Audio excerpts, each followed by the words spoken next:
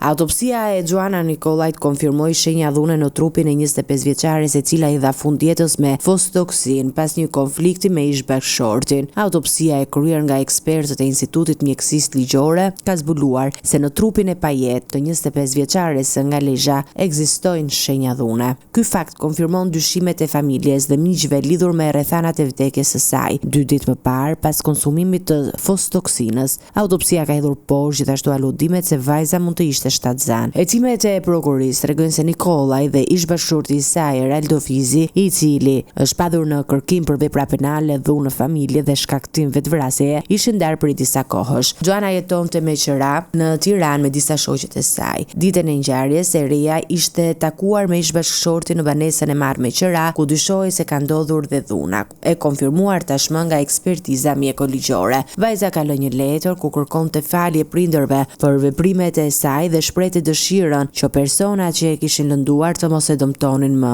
Në gjendje të rënduar, ajo transportua nga shoqja e saj drejt qendrës spitalore universitare Nën Tereza Kundrojet. Mikesha e Nikolajt ka dëshmuar parajtuesve se kishte konstatuar shenja dhune në trupin e vajzës.